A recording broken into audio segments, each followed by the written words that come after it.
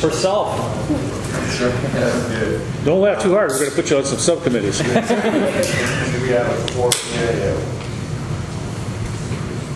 Yeah, we have a quorum. We don't have him yet. Okay. And I need that. I got an email from the vet. There's a null.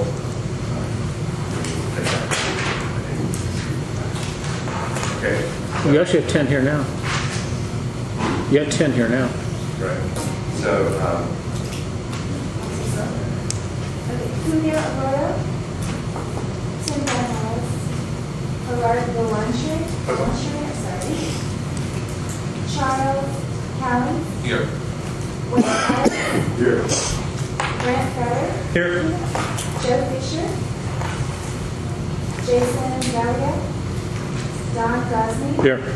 Eduardo Martinez. Here. Norma Martinez Rubin. Here. Yvette Rico. Charlene Raines. Here. Paul Gilbert Snyder. Here. Robert Sedford. Present. Okay. Okay, I'd like to move to the approval of the agenda. Does anyone have anything to add? Oh yeah, to the pledge. I'm sorry. I pledge allegiance to the flag of the United States of America and to the republic for which it stands, one nation, under God, indivisible, with liberty and justice for all. Okay. We go to the approval of the agenda. Does anybody have anything to add or subtract?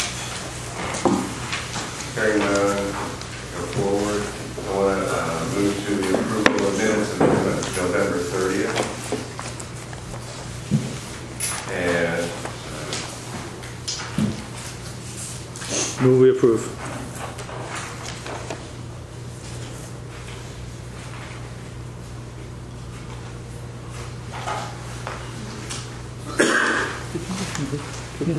Yes.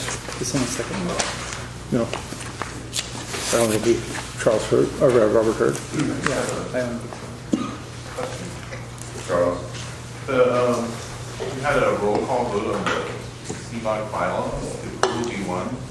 But is it normal to, I don't know, it's a question, is it normal to list the people who, how they voted on something like this? You know, that's I've never seen it listed. Oh, okay. But I mean, it's a worthy question. I really, Okay. We'll worry about it. Chairman, okay, yeah. city council meetings, when they have a roll call vote, they always record who voted. Yeah, that's part of calling, like, That's why you have a roll call. well, I don't want to, maybe it would be an improvement in the minutes, maybe for future minutes, we could try and list it. We can go to that point, making sure that happens. And we'll kill that thing too. Yes.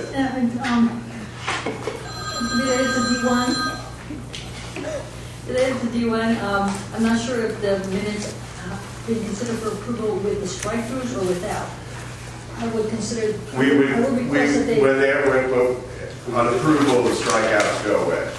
On approval, the strikeouts go away. Yeah, they just Then go away. I would like an understanding, by information so that I may understand why the strike-throughs, that particular set of strike-throughs were late, since they would provide a more accurate reflection of what happened.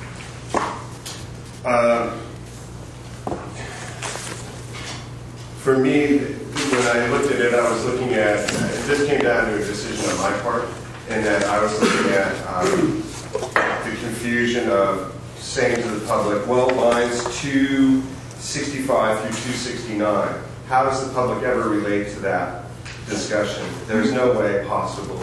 I thought that it could have been better discussed where, phrased as whereas, you know, there was language that was disputed. And then there was a motion to you know, delete the language, motion failed. and come back. So I didn't really know how to, this is something I really had to look at afterwards, after the 72-hour period had gone by, and I was at that point where I really went, you know, we just wanted to strike that whole confusing part. Right? And I understand it doesn't capture the entire part. On the table up there, I saw 2 documents with minutes. Which ones are One the is, minutes? the one that we're looking at is the official minutes right here. And the second minute is from a submission by Eduardo, because we did not, we brought forward to the body in a written form, so if the body wanted to consider it and look at it, that it could do so. And because, you know, by me saying no, I felt that I really actually did have to provide that as a text to the body, because Eduardo had asked that come forward and, you know, and be considered. So that's why I've moved forward with that. That's why that is there. But the ones you're considering for approval are right here. Could you say what's at the top of that? At the top would be West Costa Unified School District. Is that up there? Is the correct? Yes. This isn't the correct one then. No, this is the here.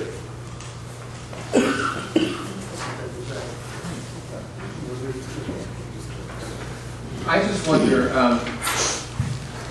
maybe, I thought we had a couple of votes before we had a successful vote. Correct. And is our policy not to record motions unless they... In my, Madeline, I'm not sure that, like, I go to, as you know, everybody, I go to a lot of school board meetings and I get my agenda in hard copy and I read it all the time, but I'm not completely sure that when the board has a motion and vote, if it dies, it's not always recorded, or is it recorded? No, it is. It is recorded, okay. And it didn't die. We voted on it. Well, they're right. So, Because it's not passed. and what Don brought is a recording of the actual vote there. So, does everybody, do we have a copy for everyone? Not for everyone. I can make one if we need to. It would be a good thing if we did that. And because I would just like to, this to me is, you know, the issue that we're dealing with is that we had our last meeting, we went into a long break, we've been out of work for 2 months now. And so I think everybody took a vacation, and I just think that we didn't stay with our proceeds of doing our minutes right away. And So, I mean, the basic point is, if someone makes a motion, whether it fails or not, it goes in the minutes. correct. Okay. They're not in here. Right. So what?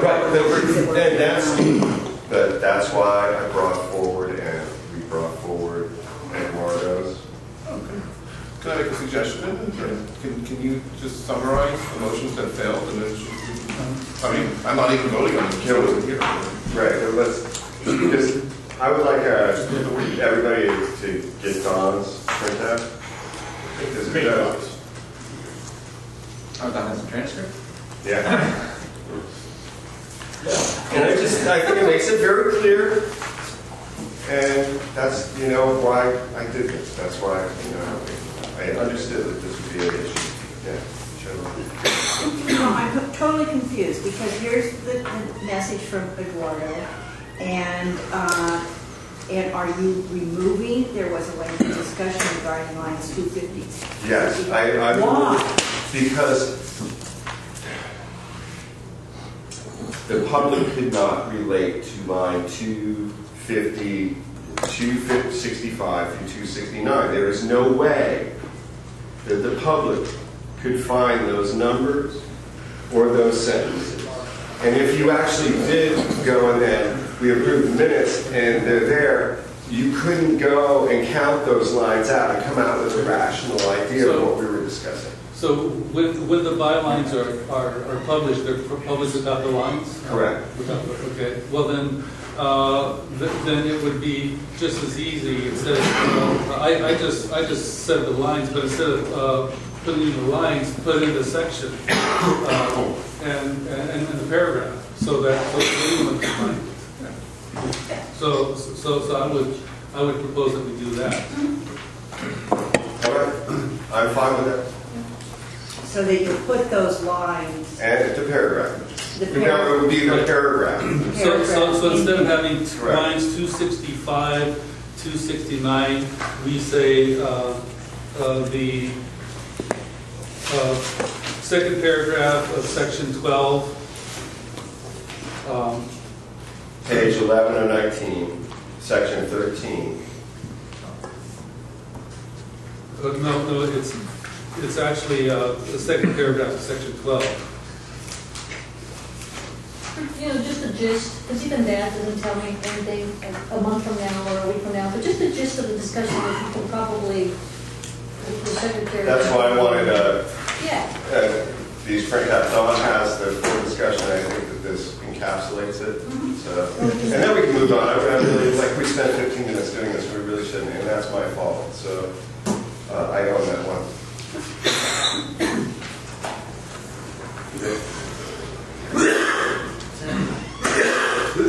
okay, that's one. All the microphones. Can you put those up? No. June. Oh. Oh, over here.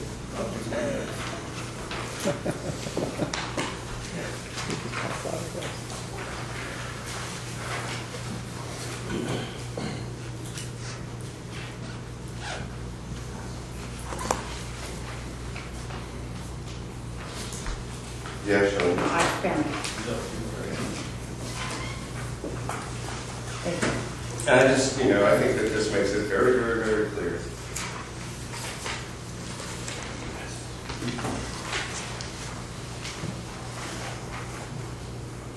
So, It's still a little cryptic, but it's a little more information, and just as a lesson learned for all of us for future, should there be something that's up as an issue, to identify what the issue is, just synthesize it, so that, again, for documentation and future readers is understood. right, I agree. Right, and also the correction that I made on D2 also needs to be corrected, because this makes it sound as if the discussion was over the process of removal of members, but it was more over how the language that was adopted would affect the process, which are two different things. Okay, so I'm fine with it, just, I still don't want lines 265, 269. Okay, well then, So somehow you need to mention that, so that's not the case, they're facetious numbers. well then, I would suggest that we say there was lengthy discussion concerning how the newly adopted bylaws affected the process for removal of members.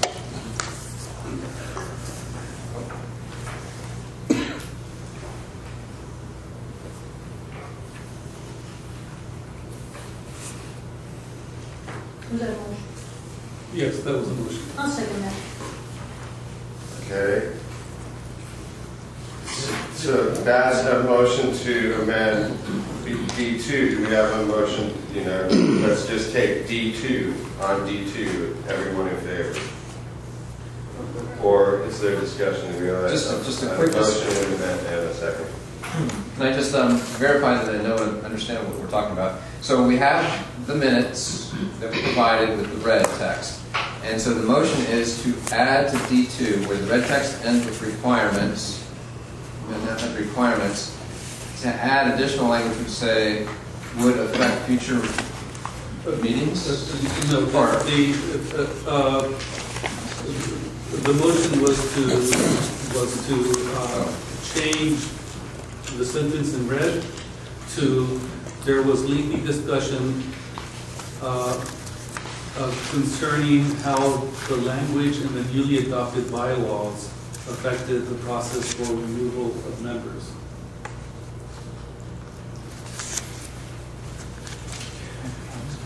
Concerning the process. Okay, so as is in the green text on the handout that's given to us, except with the inlines 265. Okay. Right. Substitute the inlines 265, 269 with the newly adopted bylaws. That's in D1, right? No, we're talking about D2 at this point. No, D1. Okay, so that's a D10. Okay, are you fine with that? Is everybody fine with that? No, I don't understand. Wait, Brad. Please. I'm Go. fine with it. I'm fine with it. Charlene? Well, it doesn't, shouldn't the lines 265 to 269 be included in?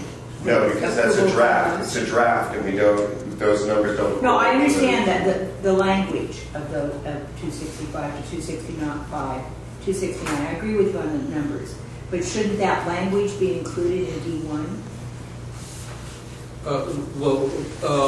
Actually, It's already in the bylaws. If you want to go read it. excuse me, we actually haven't decided on D1 at this point. Okay. We just jumped to D2. Okay. And we're dealing with D2 now, then we'll go back to D1. Thank you. We have a motion, we have a second. Do we have a vote? Does anybody else want to add anything to this? Can I have a vote? All in favor say aye. Aye. All opposed? Thank you, unanimous. So now we'll go back to D1. Yes, please. Okay, so on D1, I would say that we need to include what is in green on the email that I sent out, and instead of having lines 265, 269, we substitute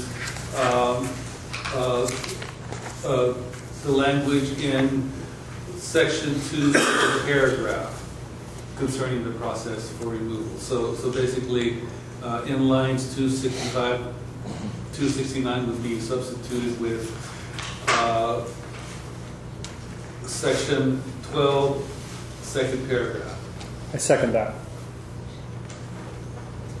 I'm sorry? I second that. You said Okay. you made a motion. Okay. I second Yes, it. all right. Anybody have any other discussion? All in favor? Aye. Aye. Thank you very much. Opposed? Great, let's move. All right, fantastic. Can you make those corrections, June? You?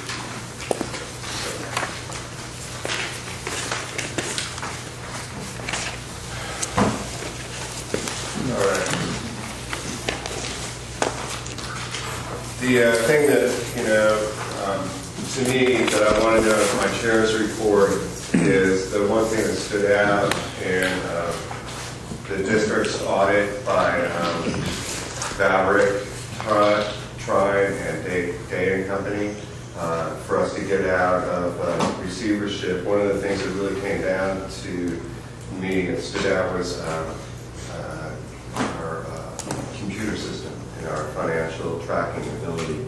And Mr. Fay, we've had discussions here at the CBOC, and I think probably starting over 6 months ago, about switching to a new program. So to me, like the most important thing that we're faced with, given the fact that we're facing a possible major cut with the state with Jerry Brown, I want to know where our finances are and how our tracking is going with that system.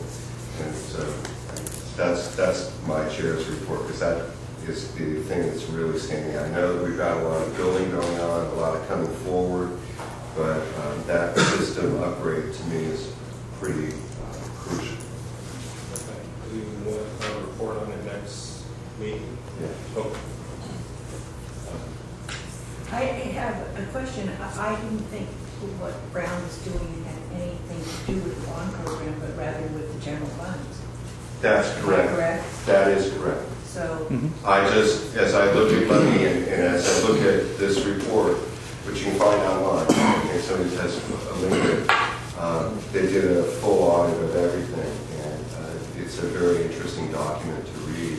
And the one thing they pointed out was that we really needed to have a better fiscal program, counting system. Districts. Charles. Well, actually, Charlene, I think it was talking about the effect of the brown with the things on that might have on the construction program. I think I saw a reference somewhere that they were thinking of tampering with because a lot of what we do is based on state matching grants. That they may not, that there may be changes in the way that, as a way of saving money that they might not match as much. But that's just like Mr. May would know, or I don't know. Have we heard anything like that? We can find. Okay, we'll find. No, I've got the presentation. Cliff notes. So, and that's me. Is there any public comment? Hearing none. All right, I'd like to move to B1. Mr. Chairman, with your permission, sir, I'd like to introduce to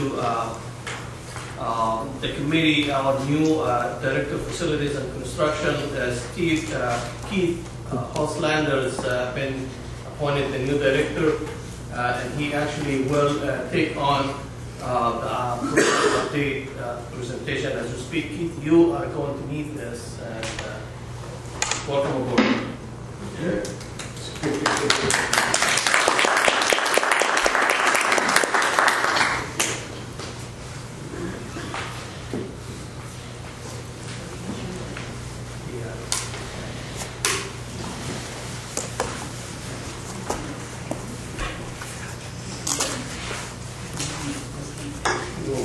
Start out here with the cover sheet here. It's a rendering of the new formula at Castro campus. It's in design or in at DSA right now, and hoping to get that one going here in the next few months in the construction. I've noticed that there's been trees taken out on the property. Yes. So can you tell me what else is actually happening there? So far, we took those trees out because of the nesting birds and the bats, and that's all that's been done so far on that site. They were cut off a couple of feet above the ground, and we'll have the contractor that's going to do the new campus will take all the roots and what have you out, the stumps. But as of right now, that's the only work that's been done. Mr. Chairman, I mean, what we did was in the process, as a process of preparing the site to start construction, and we actually only took out the trees that are within the footing parameter of certain buildings that would affect the progress of the construction coming up in June. And is the community going to be able to get into Castro and save any of the stuff in that? There's like in the multi-purpose room, there's a lot of PTA stuff. I would think so. We haven't heard from that's in the work, and we are communicating with our other manager, Andrew makes it. Yes. I'd like to be informed. Sure. This is Castro? This is formula at the Castro site. Okay. Yes. Okay, here's Dover Elementary, the framing on the new multi-purpose building. And this project's actually moving along pretty well right now. I think they may actually be a little bit ahead of schedule.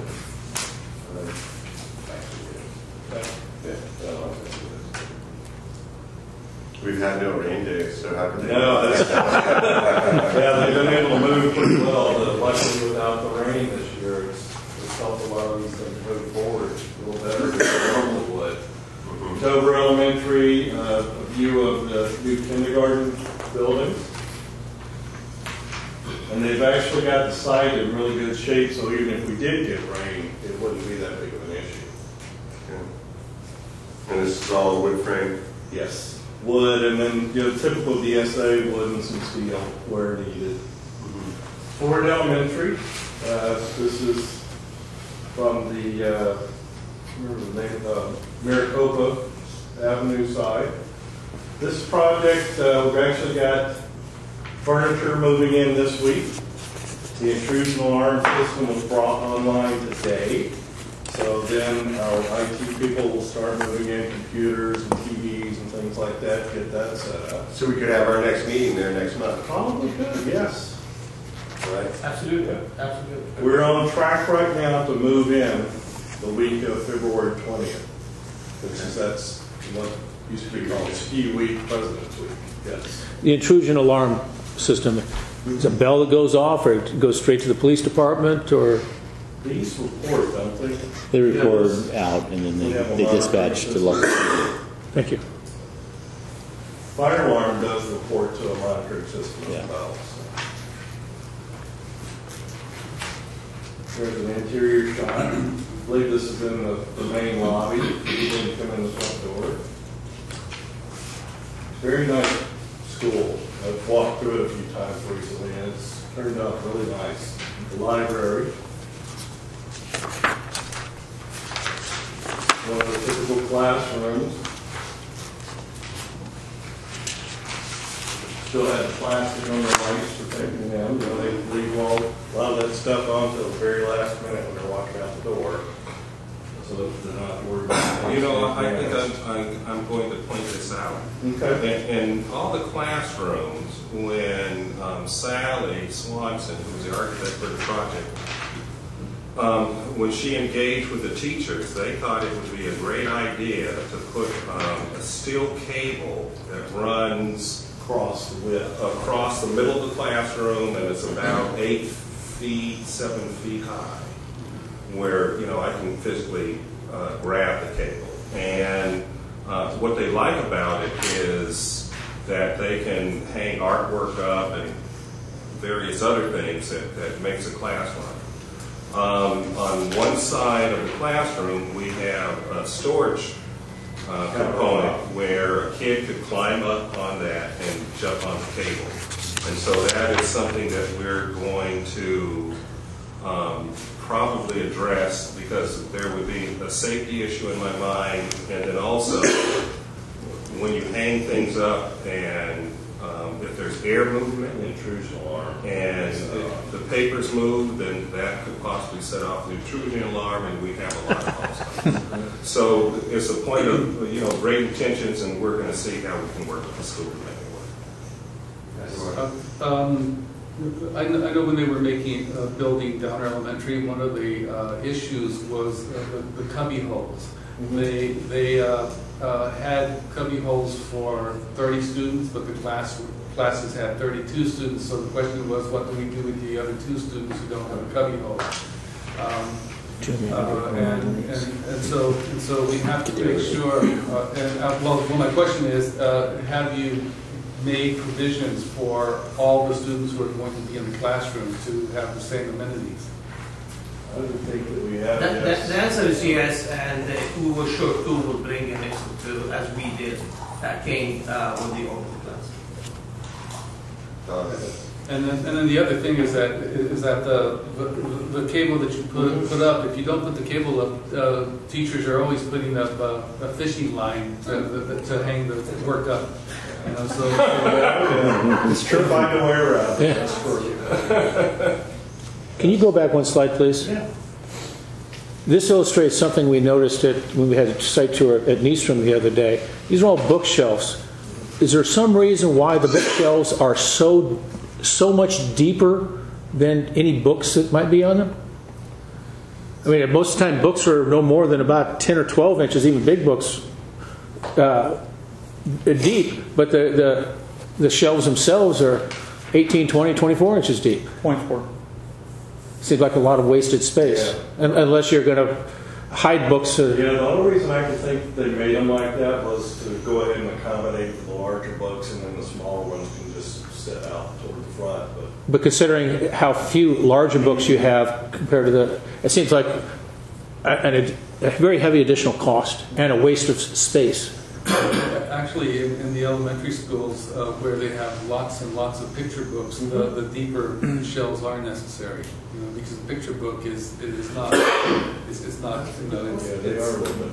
know what you're talking about. It just still seemed like that's a smaller percentage of the total volume. Do you make all your shelves like that? Right. So maybe in the future we should allot a ratio of deep and not do a certain amount of the deeper and everything else in the standard size. Definitely take a look at that. King Elementary. This is the new school back over here. And they've gotten most of, I believe just about all the paving is completed there now. Working on the fence area, post for the lights. The lights are up by now. Oh, they are? Okay. Yeah, this one's actually moving a little quickly now as well without the weather. They're able to make quite a bit of progress. And then this area, this area here will be the new soccer field area. And we are going with sod, so that it'll be ready quicker. Oh, that's great. Boy. Says the soccer guy. You're damn right. It's so much better to slide tackle on grass. Okay, here's Eastern Elementary, the new multi-purpose. This one is right now on schedule for us to move furniture in the end of February. And then we would probably start using that building shortly thereafter we get moved in, because they've had so many problems with the existing multi-purpose. A little bit of rain that we have gotten, I guess, created some more leaks just recently. So it's at a point where it doesn't make a lot of sense to throw any more money into that building. We've got this one. We'll just go ahead and let go into that, start using that one. And that's in February? Yes, we'll move in and start using it probably early to mid-March. We'll move furniture in at the end of February. Sorry. So we did take a tour of Nystrom the other day, and I just, while you got the picture here, it'll help illustrate a concern that we had. That cascading sheet metal coming down, it was mentioned to us by several people that they're concerned about how vulnerable that type of thing would be to somebody throwing a rock, for instance, and denting it, or even just taking a piece of concrete or something and denting it, because it is relatively thin sheet metal. It's not like something you can paint over, put a little Bondo on it. Definitely take that into consideration in future projects. Yeah, we want to make sure our exterior finishes are as indestructible as possible. As we saw there after the vandalism last week, that we know how vulnerable they can be. This is that parking lot area that John Plain is going in and doing for us as a part of the getting ready for the temporary campus. I believe this may be paved by now. Yeah, it's right there. Okay. That one moved pretty quickly once we got started on it. This is the interior shot of the kitchen. Kitchen's been checked preliminarily by the health department, and I think it was in pretty good shape. Did they do the follow-up today? Oh, that's right. Today was preliminary. I haven't heard. I'm guessing it was probably in pretty good shape. I don't know. Interior view of the stage. This was a lot cleaner than this when I walked through it one day last week. They cleaned it up quite a bit. They're really starting to get a lot of the finishes done inside now. A layout plan of the temporary campus. This was that block that John Plain just finished for us. The Kennedy Park essentially is in this area, Harbor Way over here. So we've got this, we've already received the RFP quote on this, right? Or is this out? The portables? Yeah, for the portables. Yes. So we've already got our numbers for the portables. We'll get the site work project out for bid here shortly. And the idea is to have this ready to move into at the end of the school year this year, so we can then go into the modernization project. And we are looking at taking the demolition of the old multi-purpose building, a little boiler electrical building, out of John Plain's contract and either putting it in the contract with modernization or possibly doing it as a separate little demolition project because of the timing. And that because of the timing? Yes, mainly it's because of the timing. We don't want them there doing demolition in the middle of the school year. Since we're on that slide, Mr. Chairman, I'd like to bring the committee up to date on a decision that was just made recently.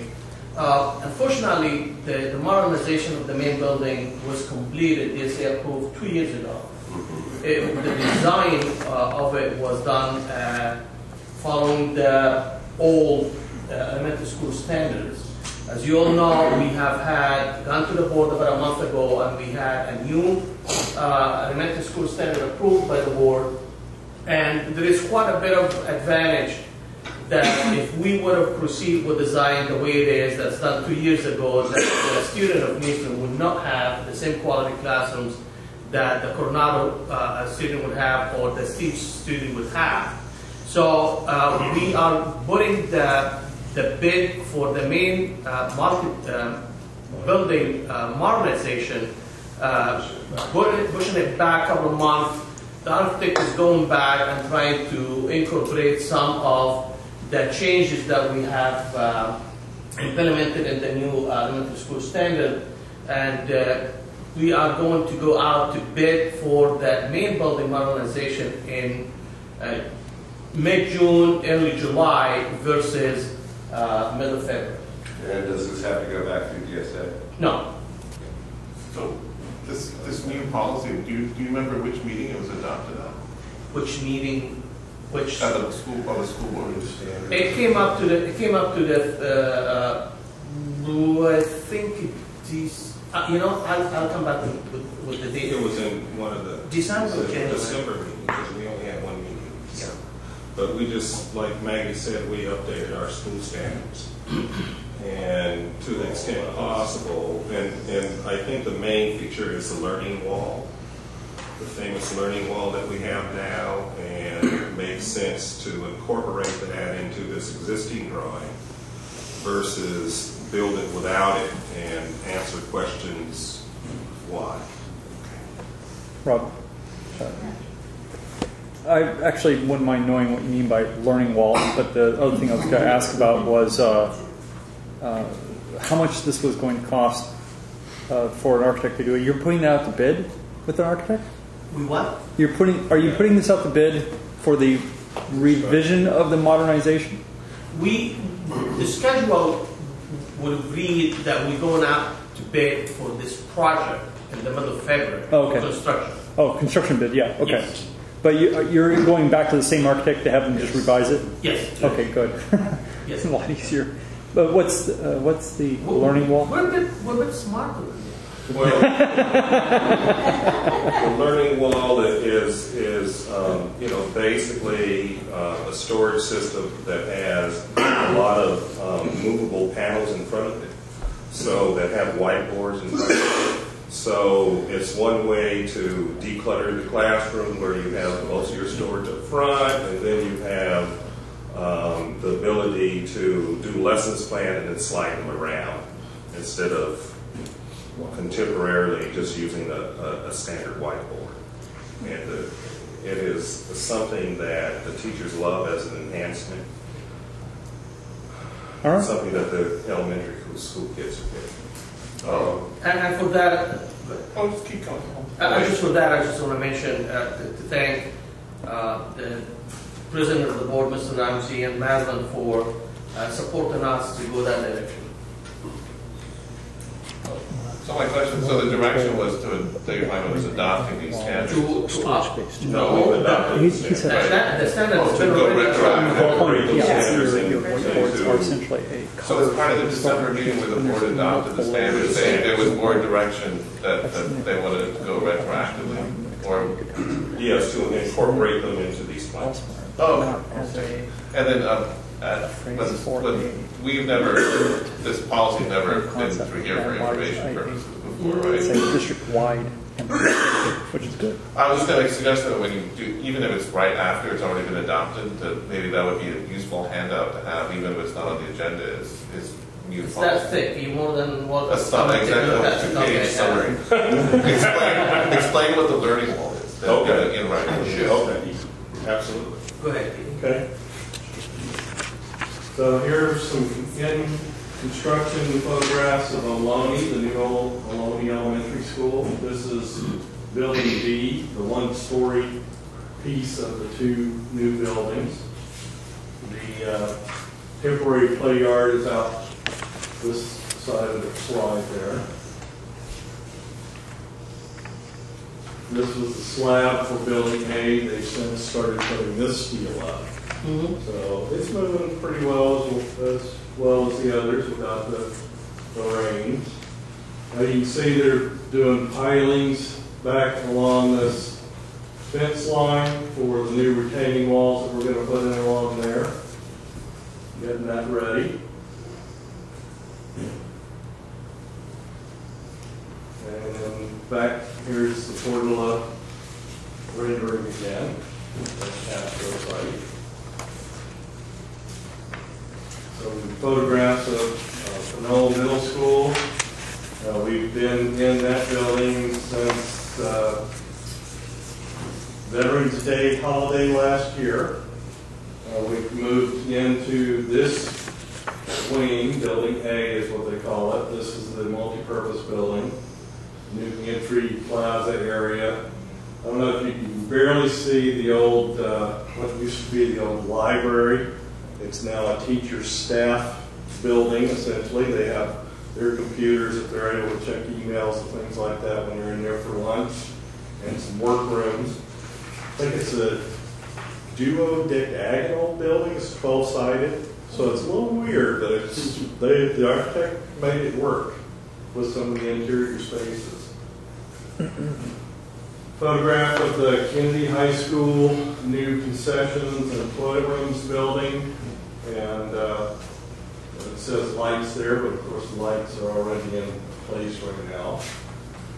They've since gotten the flat roofs on just recently, working on the standing seam metal roof that's up on this part. You can see that when you're driving down Cutting Boulevard. This one's been a little behind, but I think they're starting to get caught back up again. Why was it behind? Trying to get out, but we're trying to get finished with this by the end of February. But why was it behind? We were held back with certain long lead items for the light. It's one project that incorporated the concession stand and the field light, and the field light, they were deferred approval from DSA, and you get the approval, then you start manufacturing. So that what held us for a little bit. Okay, so the delay was really in the lights and not the building? In the light poles. Well, Yeah. it's one project. Yes, but I mean, as far as phases, I mean, the building itself, that's on schedule? The whole project is not on schedule. Because they had to wait for the... Yeah, I can understand, but I mean, the building and the lights are not really integrated together. Is there some They're reason? not dependent. Yeah, they're not dependent of each other. Is there a problem with the building being on time? There's a problem if the whole project is not on time. We'll probably come back about that in more details, but it's the whole project is on time or not. The critical path in this project was the light, and that's what was holding the project.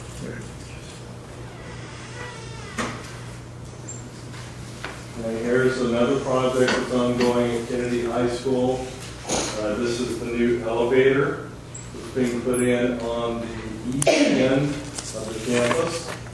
You can barely see it when you're driving down Cutting Boulevard, and if you look back, you can see that tower. They've actually gotten that stucco, I think, recently. No, this is still. Oh, it's just a... But this one's moving along pretty well. They've done a lot of the ADA ramp work already. It's basically completed. They've started working, I think, on some of the door hardware. A little trouble with that, but they've gotten that worked out. So this one, I think we're looking at the end of February as well, or March. So I have a question. Is that structure for ADA elevators? It's for the okay. elevator. That's the purpose of that structure. Yeah, that's the elevator shaft, and the little room in the back is the cool. Since we talked about this project here, it came to the bond oversight committee, it was a complaint from one of the suppliers, if you remember, 2 meetings ago about hardwares, and just give you a quick run about where we at right now, because they end up filing a ref and taking us to court, and it was denied the first draft, and it was set up for a hearing, and they actually withdraw the whole hearing issues and kind of ceased action as we speak as far as legal action goes. But you all know, because you get all these emails, they're still going around and around trying to rally and lobby certain people, certain councilmen, and certainly email Mr. Gosney about direction to who belongs to who. But the issue of the hardware that it was stalling this project is new right now when we're moving forward with what we specified. I was specifically asked by their lawyer for all of your contact information, and I, so you know, referred them to Dr. Harder. I had a call and did a discussion with Dr. Harder.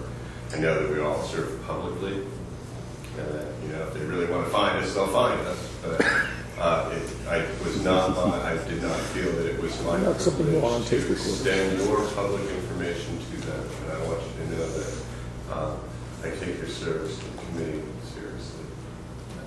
Well, it was funny because in the court when we went first day, the judge asked, "Are you the contractor?" No. Are you a subcontractor? No. Are you a subcontractor to the subcontractor? No. Are you a third-tier contractor? No. So what kind of harm would you declare for doing this? It's like you have no ground to bring in a complaint to the court to begin with. However, just to be nice to you, we're going to say no now, we'll hear you in January 6th. But before January 6th, he says, okay, we ceased action, we're going to pursue it. I'm sorry, you say January 6th they ceased action. I got an email from them again just a couple of days ago. Legal action. Okay. That's So now was it just harassment? Or? It was a dismissal with prejudice. So that means they can't come back to the school district and argue this issue anymore because they were so unprepared. And so apparently he switched tactics and did a public information request about the existing hardware in the school and wanted to see records. And so the school was built in the 60s. It was a Kennedy grad. 67. 67. And maintenance does not have records of the hardware that was purchased. And so we told them that. And now they're just burning up emails. So. Well, they have our email addresses, right? I get emails. Yeah. But if you notice though, all the emails everybody's getting is not from their lawyer, so it's not a legal action, it's from the owner of the company himself. Yeah. Robbie, yes. So it's been that. Robbie gets deleted. I don't know how to do that.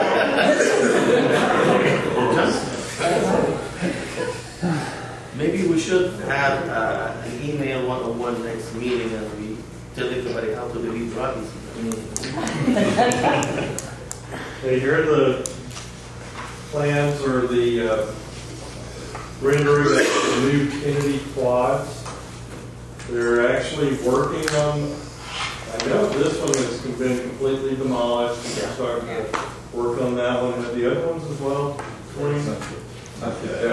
They're doing it in a sequence so that we don't totally disrupt the whole interior of the campus. How's that working?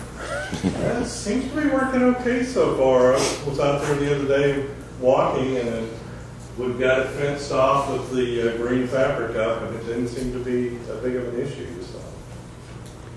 I'm pretty sure what those big green circles are, as being trees.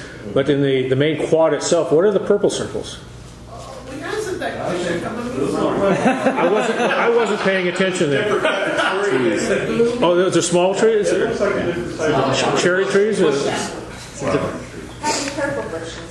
Purple bushes. Purple flowering tree. I don't know if you can see it that well, but you've got a big K in the middle of this one. I hope so. An eagle and that one. It's like compass and that one, where you're going to clean that little one up out front as well. That's a staircase. I think it's a staircase. More along this back area. Okay. Again, construction photographs at the end. This one's actually moving really well. They're getting a lot of the thin brick on through the building. They've got a lot of the exterior sheeting and everything on, getting ready for the thin brick. And you see some of the HVAC units on the roof and some of the framing for the solar panel system. Was that wood framed? No. No, this one's metal and steel. Okay. Steel studs.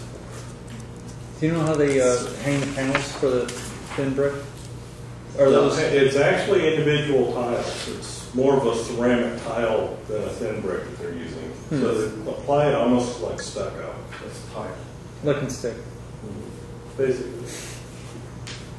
So here you can see some of it going on here. I believe that's one side of the gymnasium building. Just looking back up the hill. I think in the foreground there is probably the cafeteria building and kitchen. In an earthquake, what's the capacity for the thin brick to like pop right off that side building and hit someone? It has to go through a certain pull test. You have to, like we did with some of the ceramic tiles, some of the bathrooms where they were having problems with those. And it has to meet that pull test or that start all over again. So it's been tested and the type of glue that's been specified, it's gone through the rigors. Isn't you don't know what magnitude shaking it would take to pop them off the wall? I don't know for sure. No, I don't. It's just, I'm curious about that stuff. It's a big long wall. Is there walkways underneath it? What's directly below you? Is there someplace to go? In those systems, sometimes they specify that it's essentially a grout that they use to apply the. They are grouting these. Are these a concrete base unit or are they actually ceramic? These are actually ceramic tiles. Okay, if they're ceramic, does the grout have a wire mesh backing like stucco? I don't know for sure.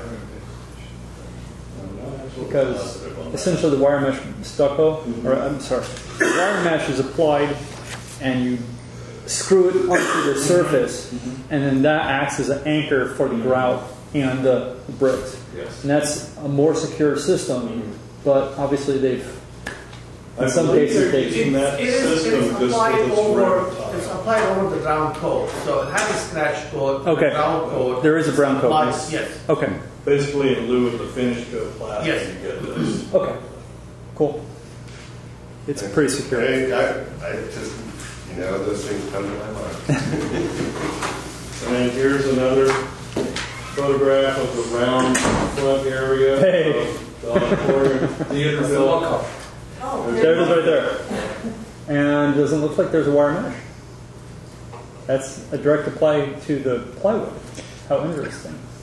That's just a sample. Well, it's just that's exactly the way you got to do it. That sample was actually created because originally the design had thin brick. It was very porous, and because of the graffiti issues we had, we opted to go towards the tile, which is a full porcelain base, and that was a mock-up to see what tile looked like placed in the position of brick. So that's not really the backing system. That it isn't? Okay. All right. Interior view of the, I believe it's probably one of the gymnasiums. They're moving pretty quick on this. The Gompers and LPS campus. I believe this is probably when they were doing the well. That's when we destroyed the well, yeah. Yes. And how was that done? Very, very carefully. They basically, I think what they do is they basically drill it out. Actually, we really had so much hard time with that well because we went about 85 feet. We had a solid ground called the inspector from the city, came back, said, no, move it to me, go down, which we did. Finally, at about 145 feet deep, we hit the bottom of it and were able to destroy it at that depth. It took us just about a week worth of work to So destroy means you plug it. yes. Essentially. Right. Could not So say you, that. you dropped an explosive and collapsed it. Okay. And it dropped the casing. Oh, I like You that. collapse it all that. Okay. But that leaves the water table intact. Oh, yeah. Just to mention, we're going to have the same thing at Helms at the old school site where we're doing the field project. They had a well there. We're going to do the same thing with that one, just to destroy it and abandon it in place. It's going to be quite a bit cheaper than this one because it's on a level surface. You don't have to go into the hole to get to it. It's got a little concrete pad already around the wellhead so they can take care of it a lot easier. And I think it's only about half the depth as well. El Cerrito, new So, and what multi-purpose is it? fields. So what's the next thing that's going to happen at Golfers. Fun task. We are out to bid Soil. currently to remove part of the soil. As we all know, there is two different contaminants. The contaminated soil that's stockpiled on the site. One of which we're out to bid to remove currently. The second part, we're waiting for DTSC approval, which is coming up at the end of the month. As soon as we get it, we'll move the rest of the contaminated soil. We're bringing in a clean fill part of this project and another clean fill part of the next project, and then we'll be ready to start construction. in approximately? Well, it's slotted to go out to bid in May. The bids to remove the soil, the bids to start. No, but it's to start construction. So In here's May, everything. the El Cerrito new multi-purpose fields.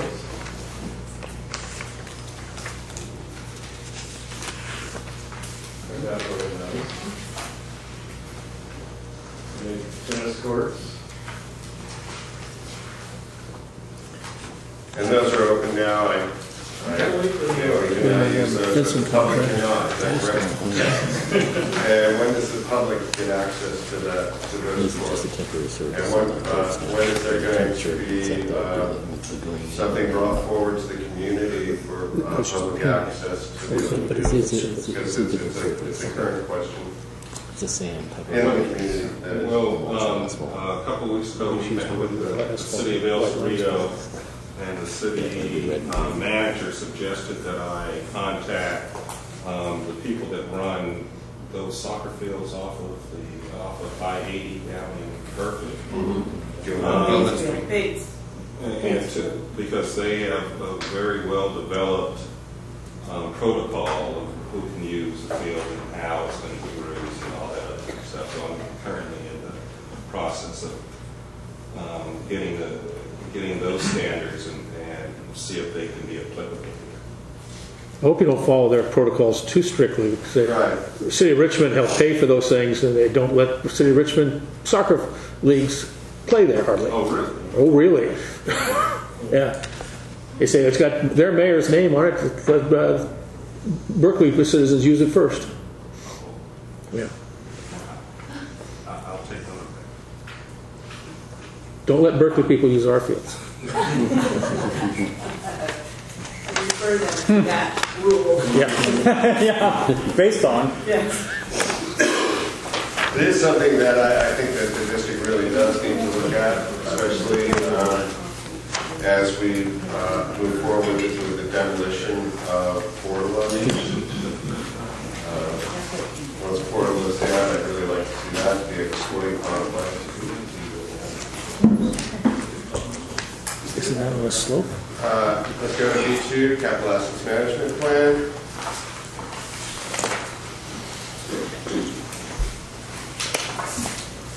Hopefully, does everybody have a copy of this one's capital asset management plan? Again, no real significant changes on our budgets there, incremental growth. of expenditures on projects that are active, and that's a good thing. It means we're burning at a good rate. The one takeaway I had from our meeting 2 months ago, that I should have had 3 months ago, but misunderstood, was to get a little more detail, particularly as it relates to page 72, the network telecom technology projects. We have several sites identified there: Dover, Fort King, Eastern, Ohlone, Deanza, Kennedy. And you can see that there's significant expenditures against Dover, Fort, and King, because 2 of those schools are ready to open or are open. I'm sorry? Where are you? Page 72. Mine was marked, so I got that. And then in the case of Ohlone, as you saw, it's just coming out of the ground. We haven't purchased any of the technology infrastructure for that. That's why we've got still everything budgeted, nothing expended. But the question came down to program technology budget and what the distribution or what the purpose of that category was. And it's better ask for a little more detail on that, and that is in that 4-page Measure J Program Technology Budget Detail document. And on the left column, you can see the categories are the district's fiscal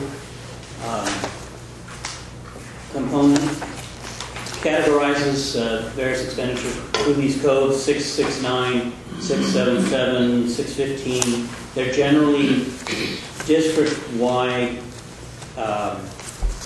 meaning non-site specific expenditures. And you can see that this top category has a lot to do with state board. There's not a lot of, there's probably fees and things, but everything gets captured, so there's $2, $4, $15 in there. Then as we get below that line, while the first item is Brooks from Architects, that's for a study that's being done of this building as it relates to the bond program and some of the IT infrastructure supporting the program. The bulk of these categories you'll see are Dell, CDW, Apple, AT&T, and it's the infrastructure that the district needs to support from the central location out to the specific sites.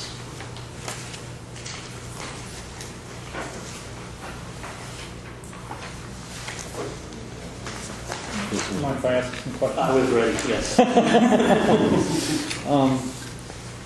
This is a nice component of a picture that we need. It does show us, okay, you've purchased a lot of equipment from Dell and AT&T and all these other places. However, that doesn't tell us why you purchased it, and often not what.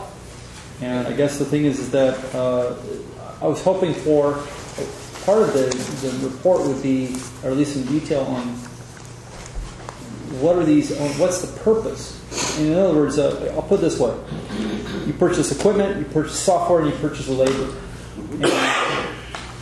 And there's a certain, you have, depending on either the company or what you're doing. Let's say you have a general purpose for technology purchases. Let's say you're setting up a server room, or you're setting up some kind of communications equipment for a district-wide initiative. And the problem is that I don't have a way of relating, let's say, some initiative, some purpose to particular purchases. So I've got the purchases, but I don't really have. I'll put it this way: I've managed, tech budgets and things like that. And typically with those, you have a directive saying, here's what we need to do, here's how much we budgeted, here's what we spent. Well, I got what we spent. So there's 2 other parts that are missing. So I'd really like to have a better idea about what triggered these and the purpose for which these are. And then this tells me kind of how that matches up. And so what's really important here is, the citizens are saying, okay, you guys are supposed to put all this together for us. Here's how much is spent on a particular school. Here's how much is spent on. And I guess in order for me to understand this, I have to have those other components. Okay. for me, the takeaway then is a little, takeaway is to have a sort of a conversation with the IT and their rollout of the program. As you know, having managed something like this, technology is as close to a living, breathing entity as we have. It's got an evolution and a growth and a development over time. Some of this may be, I'm speculating a little bit, but as long as this program is, there's going to be augmentations and replacements. That's going to be part of the expense. Yes. But that's a category, yes. Yeah.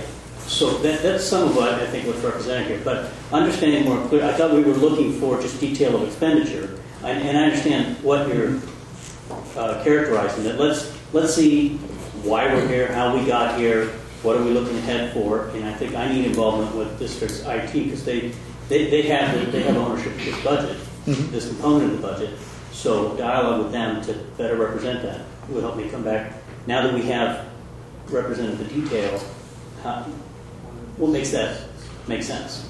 Yeah, I guess it's kind of like if we were running a business and an employee were to walk up to me and hand me a set of receipts, I'd say, well, what did this accomplish? What did we ask for, and what are we getting? And how much did we pay to get there? Not just a pile of receipts. So I think that's the critical aspect. You know? I think, Mr. Fuller, you're just looking at the end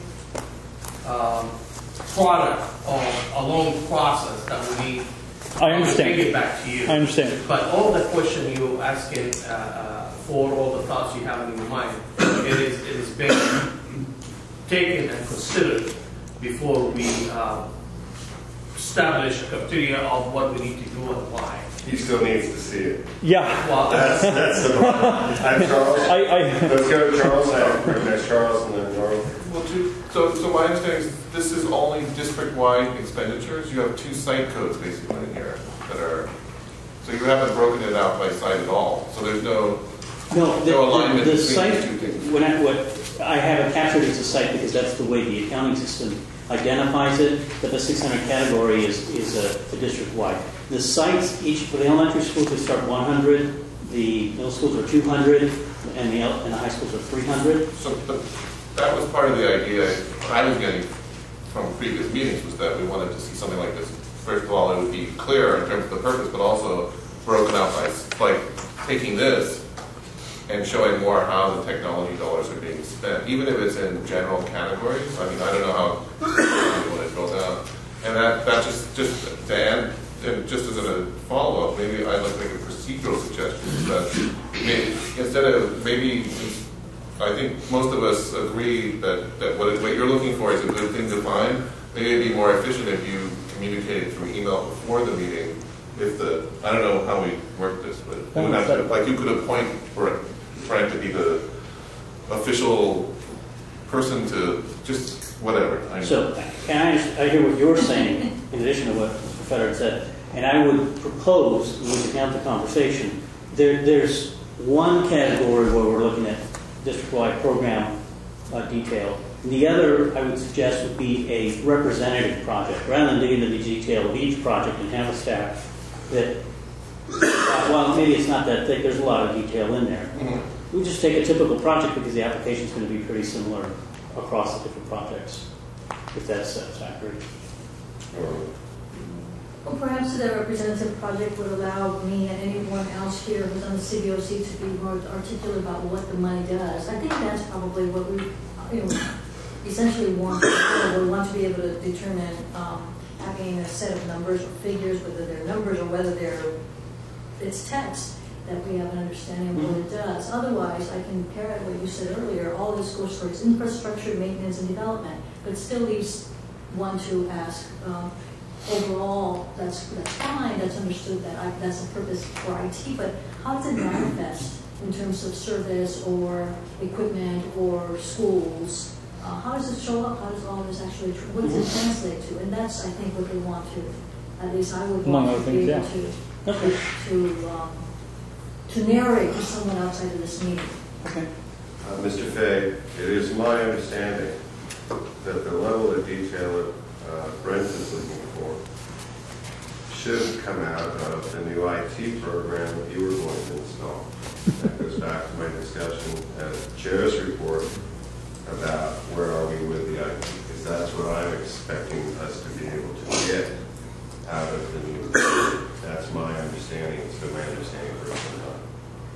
I can imagine another report like the camp coming out of this super duper new technology, and that would be fine, but I think it's still helpful to get that narrative about what, and not a camp big document either, but a synthesis, and indeed that representative. Right. There would be a narrative. You're looking for a narrative component to that, and Right. And in fact, actually, depending on what the narrative is, this is actually depends on the top, which one you're looking at. But some of these are obviously plenty of fine-grained detail. It's more about what they're supposed to be doing and what they're for, not just the fact that you purchased them. So that's great so far, but I'm obviously looking for the other parts to the picture. And also, I was going to ask, how do you determine what I'm looking at page 72, and this is the program aspect. Then we have all the other schools, and they have varying amounts designated to them or budgeted. How did you come up with those numbers? How are those numbers arrived at? It's based on the size of the project, the size of the campus, how many kids, how many computer labs. Some of these questions you see here is actually for computer labs, and so we'll give you the answer you're looking for. Okay. And I also wanted to get an idea of how much or what was bought for each site, basically in dollar amounts, so that we can, judge in terms of what level each school is at in terms of the technological services. So you're speaking more towards maybe either a version of software or a level of computer performance, something like that, or? I'm looking at the kind of equipment that each school has, and also there's a lot of stuff here that might be more general, and which doesn't go specifically to one school but connects the systems. Is that true? There's some software or that is used to hook up the network between the school and downtown. Well, I don't want to pretend that I can represent the technology department very well, but I know that the district tries to maintain a consistency across the sites in terms of their performance, and in terms of that infrastructure support, there's some economy in making sure that everything is consistent, that it works together, and so the centralized component of that and the branching out from there is the program management side, and then the site side is from when that fiber shows up in the main distribution frame and goes out, all of the technology infrastructure that's required out to the individual devices is site allocated. I think what our communities want, what I get asked, is are we getting our fair share? And we can't tell from this, and you can say that the district is looking at that and trying to make it fair all over the place, but we need to be able to say that we can see that is what is happening, that everybody is getting their fair share, and I can't figure that out from what we have here. So. The only thing I can say to that, it's not about being fair. There's a standards, and every school gets the same standards. If a school site that has a 2-story building, then we order them an extra printer, let's say. But if it's school within one-story building, then we order one brand. The standards are there. It's not only to the name brand, but to the quality, the capacity, and so would be consistent across the whole district. But if you look at it individually, one site will have more budget than the other site, not because they're getting better equipment, but because of the fact they have more classrooms or they have more capacity. Charles? I was just going to say, I mean, if you wanted to get you could incorporate that by just doing it on a per student basis. If you're trying to look for, maybe that's something that should be included if we ever do a system. I have a broader question, which is, I guess, to what extent is the district's computer program being underwritten by the bond program? No, I don't know. I mean, computers come and go really fast, and bonds are generally used for, long-term things that are going to be around while you're paying off the bonds. And I'm just curious. I mean, is how much of the district's computer budget is coming from bonds, and how much of it is? I mean, are we just paying for the backbone of the system, which seems like it should hopefully will be around for longer than individual computers, maybe, but. So I guess the way that the program works is when we build a new school, then everything in that school is bought by the bonds, which includes the computers, the copiers, the desks, all of the furniture that goes into school. So everything is purchased for that school, and that's an acceptable bond expense. Now, when they wear out, then it's no longer a bond expense. So we do the initial, the initial purchase, and it's all downhill from there. Yes. Yes, and really what I'll do is I'll invite Dr. Joe Brado, who runs my IT department, to come to the meeting so you can, I'll have him work with Juan to come up with a presentation. And then I'll have him here so that he can answer your questions. Because, there's certain things, I know everybody's kind of heard of the cloud and the virtual servers, and all those things are kind of new, but they have the effect of, making the district's equipment more efficient.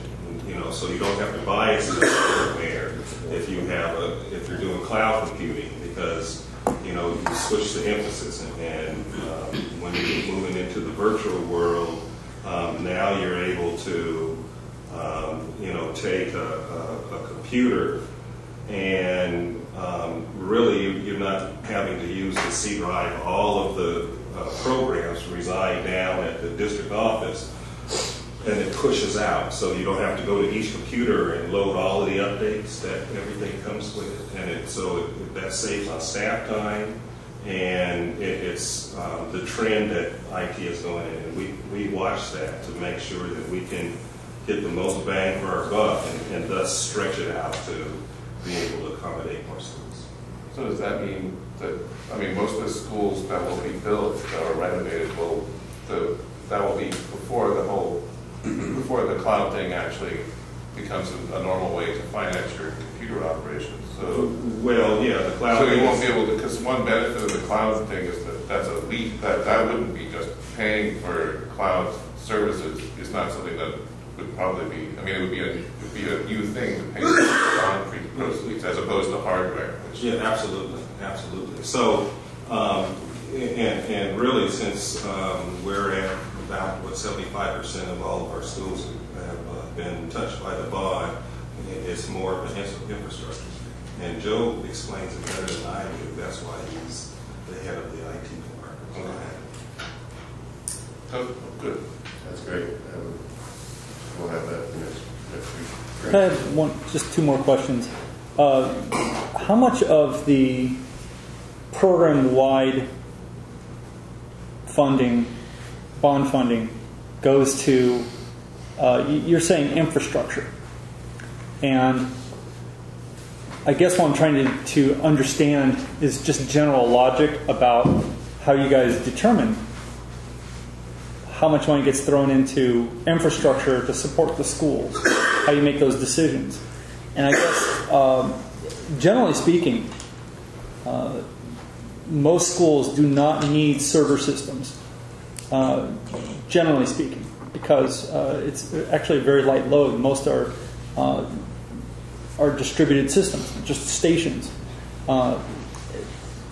And so I'm kind of curious what computer systems are being installed district-wide and where, just generally speaking, and for what? Because I know that there were some communications, like essentially AT&T or essentially internet communication, voice over IP, that kind of stuff. We'll set that aside. That makes sense. I understand that. But what else is? What are big chunks that you're looking at that money's being spent on? I mean, you should be able to pull out a couple things in this $4 million. So that's why Dr. Joe will work with me. Okay. Well, I thought you might have an idea. All right. Yeah, well, any answer that I would get would be incomplete and it would not... no worries. Yes, no worries. You know what I'm saying. The other thing is that utility bills are not paid by bond funds. No, coming from the general fund. Yet you do have a charge on here for your T1 line. That's for us here. A monthly charge for your T1 line. That must be for the bond program. I'm kind of surprised to see this. I didn't expect to see something like this, but I thought I'd just ask about it. And really, because T1 is... well, I was about to say number 615, but it's down at the about 1, 2, 3, 4, 5, 6, 7, 8, 9, 10th one up from the bottom of page 2. It's only $1,400, but so T1 line right now, we're old technology. We're on the GigaMan that hooks up our phone system. But it would be appropriate charge to do the initial installation to get connectivity to the school. So that would be an easy answer. It's just like GigaMan that used to hook things up. I don't know the aging on this, how far this goes back, but back in the day, I'm just curious. there was only T1. I don't care about whether it's T1 or something else or fiber. That doesn't matter. It's the fact that it's a monthly charge that's being put on there, and it's an operational expense. Yeah, and that was my only concern. And I know that's why I asked first: are utility bills paid by the bond funds? And you said no, so that's why I asked. Well, no utility paid in general. The utility paid for our operation here in that building for the staff. It could be part of the bond expense. Yes. For the building here. It's an overhead. For the SGI. bond program here in this building. Not at a site. So it's the same thing where even though people, when they publicize bond measures, they say that nothing will be spent on salaries. I think that's a legal thing that you can do, that you can use it to pay for the support services, including salaries directly related to managing the bond program. So the T1 line is for managing the bond program. We'll have to check. We can research this and get back to you next week. But that's what I would just asking. Just don't usually see something that says monthly. That's why you're in charge of the special project. Any other questions? Anything else to go? Right. Hearing none, I'm moving on to construction phase. Well, construction phase is today, and considering how much time we've been discussing other issues, I'm going to make it very short and very sweet.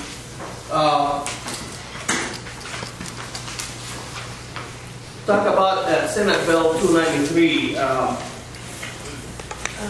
For 30 years I've been doing construction, and it's been all along standards that we hold 10% retention for any project. Late last year in October, Senate Bill 93 has passed, and there was provision there to decrease the 10% retention from 10% to 5%. There was other provision in the language of the bill that will allow us to continue hold the 10% retention under certain circumstances. And there was certain requirement that we needed to comply with and certain steps we needed to take. We started by having a presentation to the facility subcommittee in early December, and we took it to the Board of Education in January 4th to adopt a resolution to allow us to work around Senate Bill 293. Senate Bill 293 will specifically read that retention may exceed 5% on specific projects with the governing body of the local public entity or its designee has approved or ratified, and then go on all the way to the bottom, and it says that concluded that the project is substantially complex. And it's only in that case if we can prove that the projects are substantially complex where we can get away with holding the 5% retention. Mind you, even though this Senate bill has only 4 years life expansion unless it gets extended, we did not really want to sit down and deal with the 5% retention for 4 years before the sun was set. We went ahead, went to the board, we got a resolution approved that Mr. Fay, who is the district designee, needs to conclude that these projects are substantially complex. In our projects, if you see how much, what kind of project do we work with, you will realize that our project has to go to the vision of the state architect. Our project needs to go and get approved for fire, life safety, for seismic, for water, goes to the health department, for our cafeterias. Will require DSA inspection, will require specialized inspection, will require all kind of identity that we're dealing with. For example, at Gambars with the Department of Toxic Substance Control, and now we're dealing with the Regional Water Quality Management Board. It is substantially complex because of the phasing, because of sometimes we have specialized systems that we need to put on. Since we've gone through just about a sample of all our projects, and we realized that really all of them will fall under the category being substantially complex. We've got funny? It is. Well, that's substantially simple to do it that way. Well, no, we still have to go project by project. We still need to advertise it, and in the advertisement, let the contractor know that this project is substantially complex because of so and so. Therefore, we will hold 10% retention. Yes. Please explain to everybody what the retention is and why it is important to hold 10% and not 5% when we're trying to clear punch lists. Absolutely. Sorry if I forgot to mention that. Retention is an amount of money gets deducted from the contractor for every invoice he submits. He submits an invoice for $100, we hold 10. And we hold the 10 until the end of the project. And that will, like a safeguard for the district to, number one, if the contractor failed to proceed, to take over and have enough funds to complete the project. Number two, make sure that the contractor is going to pay his subcontractors and make sure that he's going to come back and finish the punch list. Correction, if there's any 5% is not gonna be a whole lot of incentive to that contractor to really hurry up and finish the project on time because there's not a whole lot of money for him to get. But when they finish the project by the end and they get the 10%, there is a little bit of incentive there for them because it's a big chunk of money that's waiting towards the end of the project. That will give us the leverage to finish the punch list, leverage to make sure we have our the closeout requirement, warranties, manuals, what have you. We had a meeting with a bunch of general contractor, Mr. Fay and I yesterday, and actually when we discussed with these big contractors about the changes in 2012, and we shared that with them, actually all of them were very happy that we're holding 10%, because they were so afraid if we would hold 5%, they will be bounded by law to pay the subcontractors and hold only 5%, and they get stuck finishing the project by the end, not having enough leverage with the subcontractor to finish the project. I believe that was a smart thing to do, and I am telling you now, and before we look at any other projects coming down the road, all of our projects are substantially complex, and we will be announcing that in the advertisement of every project coming down the road. So does the board have to take any action for each project, or just No. as a blanket thing? We have had a resolution from the board as a blanket statement with delegating the authority of deeming a certain project substantial complex to Mr. Fair of his desk. Okay. So, and really, to a point, it's an overall blanket thing, but it is individual because when the board accepts the contract for the project, then there is a provision in there for them to ratify that it's substantial. Okay. Any questions? I'm really glad about that, because that's an important thing for everybody. So, other school districts have that same, are they doing the same thing we are? Well, no, actually, no. When we went to the hearing, and unfortunately, we were actually ahead of the pack. Our school district here, we were the first school district that taken action on that 293 Senate bill. We brought it to the facility subcommittee. We wanted to take it to the board, to the meeting in December. However, we elected to take it to the board in January 4th. By then, there was only one district that went ahead and took an action on it. We were the second. Thanks. All right. Now we have action items D1 without Tim here. So we move through this. All right, did you have a board report? This board report. Okay, I'm sorry. That's the only reason I came. I'm sorry. But we anticipated. I know, it was hidden in my notes. But we have a new board member that I'd like to welcome, Alan Cronenberg. Welcome back. It's been a long time. It's a very long time. From whence I have come. So I most of you don't know this, but I originally was on this board back in, my goodness, when we were thinking of building El Cerrito High School. Right? I remember the conversations around, and here's what El Cerrito High School might look like. And so now we've built El Cerrito High School, and I'm back as the liaison. And I really do appreciate this board. I think that you do a tremendous amount of work and the service that you provide in terms of being able to legitimize the bond program, right? And be exactly who the state of California wants you to be is very, very important. So I'm happy to be the liaison. I have really no report. They've told you everything that the board has done recently that's related, I think, to the bond program.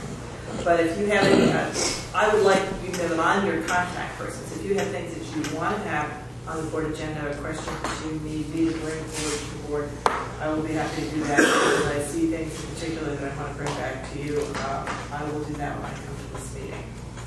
And the one other thing I want to do is introduce a new member of your group here, because Mr. Godney is terming out, and he was my appointee, so he's got one more next meeting is your last meeting.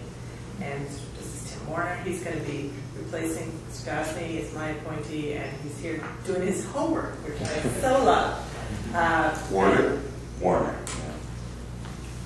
Welcome. Thank you. A parent from Fairmont. What's your first and last name? Tim Warner.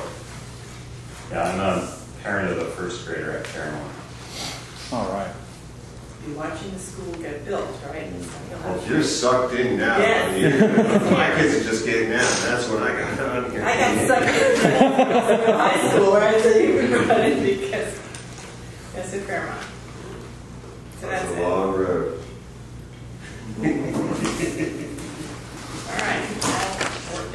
Could you please, Mr. Warner, before the end of the meeting, give us your contact information?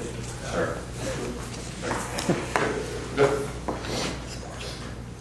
Okay, all right. So then, okay, now I can move to B1. Right, I can turn the page. And B1, Tim is not here, we don't have our sheet, so does anybody have anything to say about this? Can we move forward? Yeah, I have a question. So Tim is going to bring this absent sheet for us.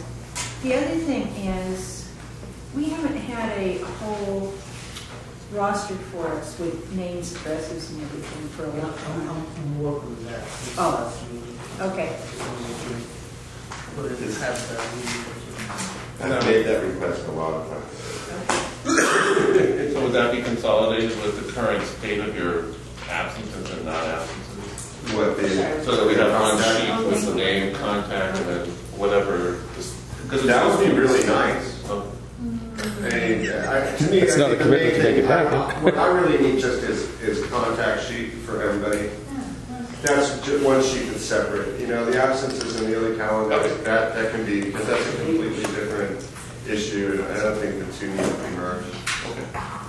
You know, like I was just asked for, like I said, all of your contact information, and I think that something like this is important for us as committee members to be able to discuss with it amongst ourselves issues, especially when you're talking about subcommittees. But I'm not going to, this is something that the district has to hand out to anybody who asks for that type of thing. I do believe it's critical for us to have it, and for us. So this looks pretty good. If we have this sheet, pass this around if you're not on here, or if you are and the information is incorrect, please change it. That would be great. Don't worry that we've got. And may we expect that one then before the next meeting or by the next meeting? Yeah, I would like to have that.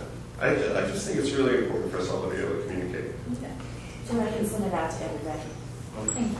Yeah, because the last one we have doesn't have phone numbers and stuff on it. It doesn't have emails and it doesn't have phone numbers. Right. I've been trying for 4 years to get that. So now we'll get it, and then will finally be accomplished. Yes.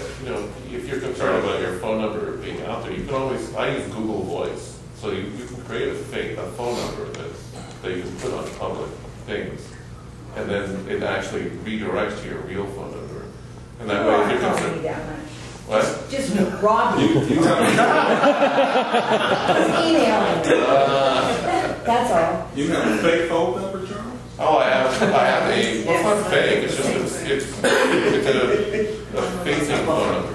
Okay, that's good. Anyone can get one for free. It's very simple. Okay, so now I'm going to move forward. Anybody else have anything to say? We've covered that. I want to go to the audit subcommittee. Okay, we've been waiting and waiting and waiting. Sometime next week, we should expect the red line version of the performance audit. So now our audit subcommittee can start earning their overinflated salaries. And actually, I would like to make sure that we all get together immediately after this meeting so we can work out some schedules and a few other details. We will have a report to bring back at our next CBOC meeting so that as I'm walking out the door, I can just hand all this over to somebody else. Clean. Well, I don't know about clean. Because once I walk out that door, it's your problem. Good. Okay. Public information. There is no public information. Annual report subcommittee. Okay. I have something to add out this time. So, let's have that. This is just,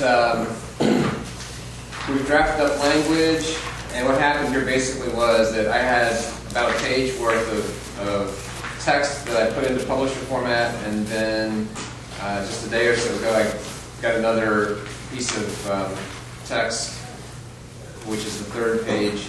So I'm probably going to, don't worry too much at this point about the format, just everybody could review what's written, and in the next week or two, if you have comments or corrections or issues, if you could forward those to me, that would be great. If you want to add to the report in some way, feel free to do that. If you want to write something additional. This will go with this, if nothing else. If nothing else, right, I will big stack of make all of this into something pretty and bring it to the next meeting where we can hopefully discuss and maybe approve. And I'll make sure it goes out in the agenda packet based on whatever comments I get back, let's say by February. What's next Friday? Not this Friday, but the following Friday. Is that the 2nd of February? 3rd of February. Board meeting. Okay, so if you guys can give me comments by the 3rd of February, then I can incorporate them and put it into something. There's not as much here as there was in the previous report, but it's just gotten to the point where we have to get this out. And I just want to get something out that's accurate and, you know. And a key item is the statement of compliance, really. I mean, we do it as part of, so if we adopt this, we're also adopting the statement of compliance. Right. But when we were doing this, there's something that came up about the website. Well, you're on the website still, but the performance audit we'd be talking about is the one that's from 2010, which is for that 2009-2010 fiscal year. And on the website, it's listed as annual. Everything else says performance audit, you know, but for 2010 it has a different name. It's like school. I don't know if you. It's not me because I mean. It's just that it confused me when I went. I'll take a look at it. Because we put a link in to the performance audits to tell people where to go, and then you have this thing that says 2010 annual report. So who do I turn to about getting that fixed? I need to look at it. Okay. Thanks for bringing it to our attention. All right. Yeah. I mean, what's put on the site itself is done by in-house staff. Yeah. The file itself is correct. It's just the title on the web page that's confusing. And what page is that on? The one that's in this thing that you link. There's a link in here. When you go to page, yeah, on the Availability of bond program audits. And there's a link in there. It's a minor thing, but why to fix it now? Yeah, we can change the title. Yeah. I'm not sure if this will take care of that, but if we do, we'll get it done the next couple of days. Okay. So the annual report will be correct. No, we'll just have the same title, I know what you're saying. Yeah. That's it. Great. So everybody can get back to Paul by next Friday, the 3rd. Right? Right. Thank you. The facility subcommittee, I have no report. Go there. Time. Nystrom project review. Brent. Nystrom. Yeah, we had a visit out there. We thought we were going to go out for the punch list. Yeah, punch list.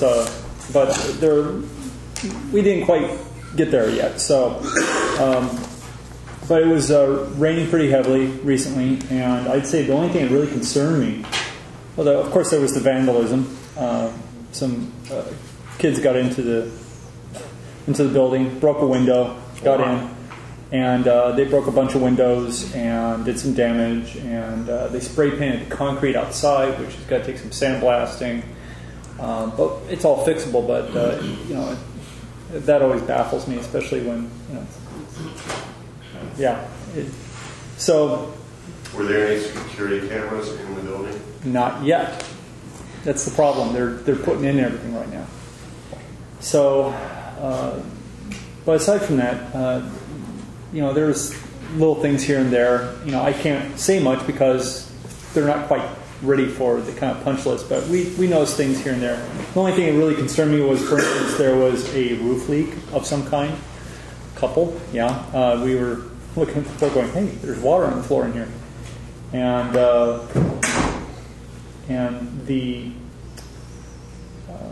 you know, we were concerned about the exterior finishes, like Don mentioned. You know, I was looking at that saying, I would love to know what the architect feels the natural use patina will be like.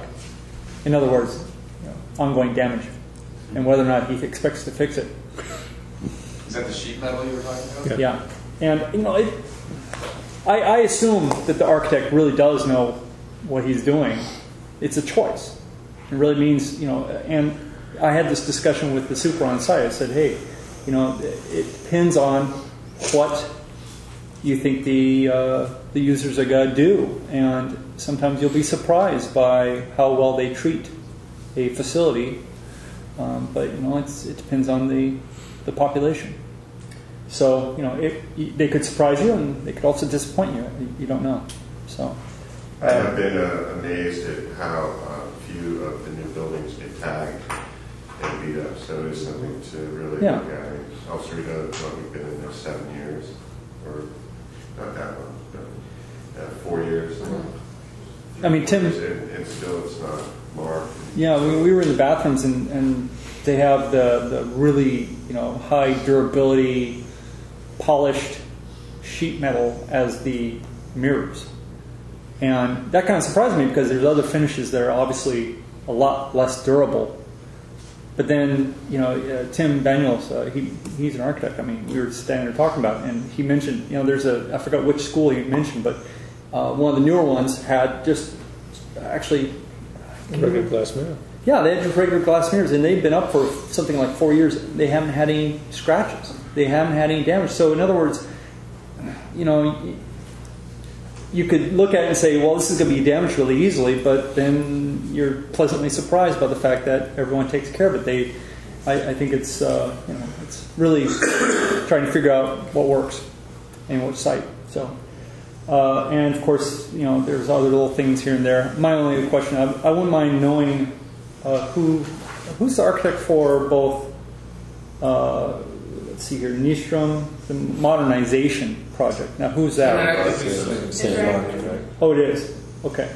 I wouldn't mind just chatting with them about their choice of shelving, which was 24 inches deep. Their logic on it, because obviously, I've actually designed schools, and I actually put in different sets of shelving, especially up against the wall. Tall ones are usually a little more shallow and well anchored. And that's about it. We went around the site, and it's coming along. It's almost there. I think Don had some comments. Like are they getting ready to landscape? Yeah, they were actually they had things kind of on hold because of the rain. The landscaping was coming along. They were just putting in the sprinkler systems. There was a concern that I noticed that on the stage, they've got a very large projector that is mounted to the back wall of the stage. We're talking with a lens 12, 14 inches in diameter for rear projection, a big screen. It's supposed to drop down if they can move the lights and the cables out of the way. A little miscommunication there. Yeah. But when that's not being used, anytime they've got a production going on that stage, you've got this huge piece of equipment staring right at you. There's no drop-down screen or anything that will hide that. Yeah, so that you have any kind of a play, any kind of a choir or something like that, you've got this big industrial piece of equipment as the backdrop. Plus, right there in the middle of the wall, you got one of these big red boxes where the emergency strobe. You have to think that there could have been a better place to put that. You could put it on either one of the side walls and accomplish the same thing, so that your backdrop for stage presentations doesn't have a piece of equipment like that. There's a requirement to specific location, specific height for these strobes, and the code asks for every strobe from any point in this area. You need to be vigilant to two strobes at the same time. So the strobes part of it, I have to tell you, they have to be red, we cannot paint it, and they have to be where they need to be at the same height where they need to be. And they have to be synchronized, and we can talk about some specifics. This is a good example where I think spending another $150 for one more strobe, so you can put them on either side, would have been well spent money. And the projector, just to clarify what Don's trying to say, is you've got this big black wall, and then you've got a mount and that huge piece of equipment just sitting right there in the middle of it. It's like this big eyeball staring over your shoulder. Try to imagine that. Performing. It's a little weird. Yeah. And I have to admit, yeah, it's a little strange that they didn't really think that through. At the very least, it could have been embedded into the wall, recessed into the wall, because the back side of that wall is just an access hallway to go from one side of the stage to the other. I'd have to double check to see the elevation to see whether it would be above head height. But otherwise, I mean, you could actually have little doors to enclose it, so it's not sticking out. Except try to imagine something like that big TV. It's about that size, sticking out right in the middle of the stage area. It's just. I went down to the stage, looking down at the stage. It's No, on the stage. let's say that It's the back wall of the stage. It's what every viewer would be looking at, no matter what is being presented up there. if it is in a movie. It's a little awkward. I will actually, since I've got a nice photograph, we'll send it to you. So is it going to remain there, or Well- what happens now that you've mentioned it? Who takes it back? I think Robert has experience with that. Oh, Now that it's in. You know, I think it's very hard to change that. That's a design failure there. You know. Okay. I don't know if I really want to put it as an affiliate, because if you look at the lighting on the area in front of the stage, there is a whole lot of bended lighting and ceiling mounted projector will probably give us the clear view that's required. These are all designs, and if you wish in the future not to have this kind of projector, probably can write it in our specs and say, How about a curtain? Is it possible to have a curtain that drops? Oh, no, in front of it? you can't, because of the the strobes are right behind you. Okay, so how about a curtain Actually, in front of the big ugly machine? Wait, Monty, there is a curtain that's going to be put up. In the front of the stage? Right. Yes.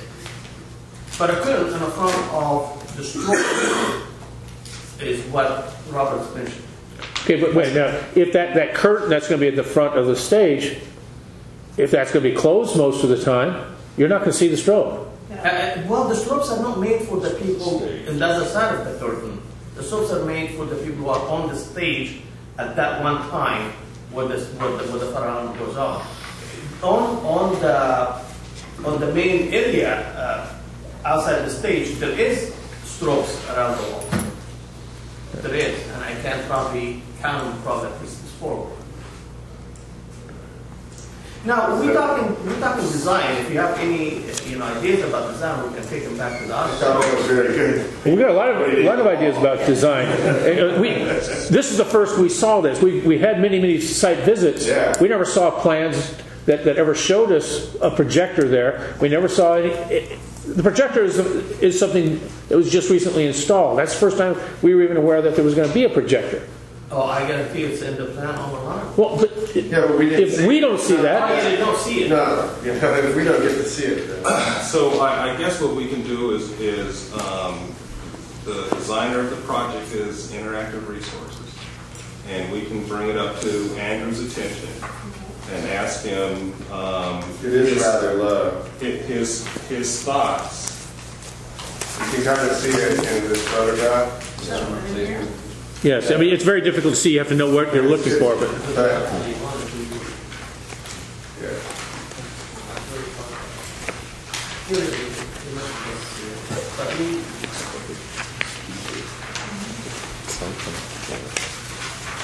Can you put it, can it be like a black curtain that just covers that and not the wall? what's the purpose of it there? It's a rear projector. Because all the lights here. you can steal that page out of my folder. The reason it's there is because you can't. Oh no, I don't understand. Normally, Brent, normally if something like this happened, like the only thing I could really look at that's similar to this is like the bathroom finishings, the back walls. Like when we started the elementaries, we were trying to use a surface that easy to clean and easy to install. And it was like a vinyl coating, and that got scrapped because it peeled off the wall. And so within that, then the district went back to saying, okay, well, the district standard is tile, we're going to go back in, and then they went back and redid all of those aspects. So there is a process under which errors can maybe be rectified. It seems like a half curtain would work. I mean, not a curtain that goes all the way to the floor, but a curtain that goes halfway, and the strobe would still be seen if it went off with just a half curtain. I don't understand what it's doing. I mean, are you going to be watching TV on it or what? No, I think I agree that this seems like maybe an oversight. I'm not sure that it rises to the level of oversight of where the tiles are popping off. I mean, that was a malfunction. And my kids through elementary school, I'm thinking of all the times that they were on stage. Either the curtains were drawn fully, or if they were using the stage, they almost always had a backdrop anyway. So, this doesn't, I agree. Seeing it now, not sure that was a good idea, but... it kills a lot of space back there. Actually, I wouldn't mind talking to Andrew about it because it is a little puzzling. I think the sub actually might have specified that or done the design, and he might have, I don't know how the interaction happened there. But I think the other thing is that you could actually just pull that projector, tilt it up, pull it up, put a mirror there. And it would really alleviate a lot of the garbage. But that's, there's lots of ways to talk to Andrew about it and then come back. Yeah. It seems to bother Don a lot, so I can probably talk to him about it. The strobe, I thought, in the future, really shouldn't be put dead mill. Even if you look at this picture, you can't. It's bad print. It's very difficult to see the projector, but that red box with the strobe jumps right out at you, even from across the room here. But that's on the theater they do. You do actually have to have and I guess flasher on the back wall. Oddly, the state architect, they have a guy that reviews the locations. He's a fire, he's a professional that reviews it, and his word goes. Right.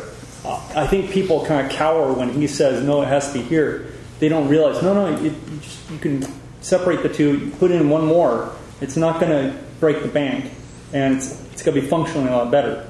And I think the other thing is that for a theater, for a black box, you have what's back there is called a scrim, which is a curtain or it's a panel of sort. I mean, it's a sheet of material, but it usually covers up the back, and it's usually it's a set, part of a set, and that's constant. And so I don't see how having strobe back there, how it could even be visible during most understandable uses of a stage. So it's a bit of a logical conflict there, just saying it has to be right there anyway. So anyway, I'll talk to Andrew about it. I'll report back. How about that? All right.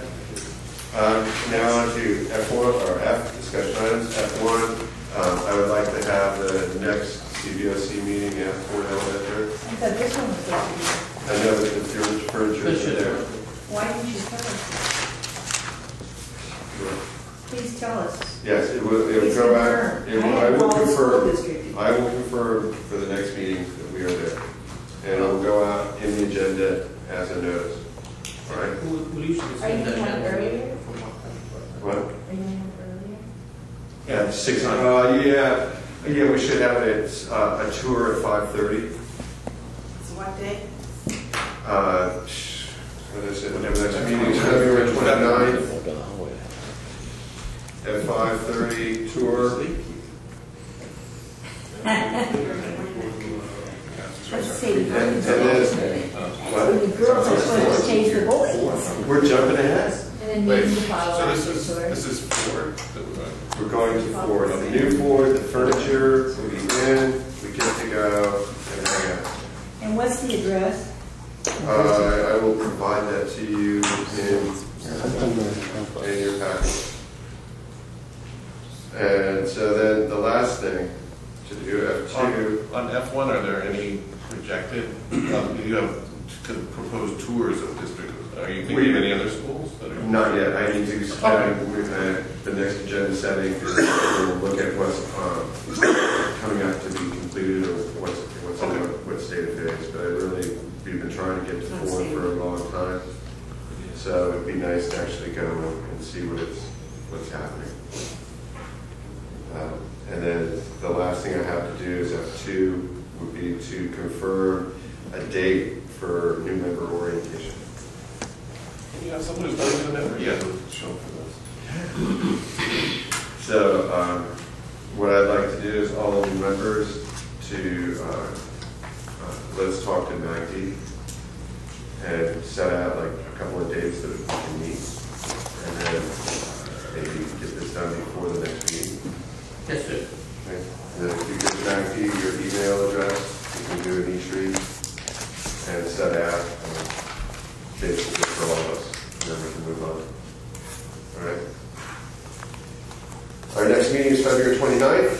It'll be at 4, tour at 5:30, meeting at 6. Does anybody else have anything for good of the order?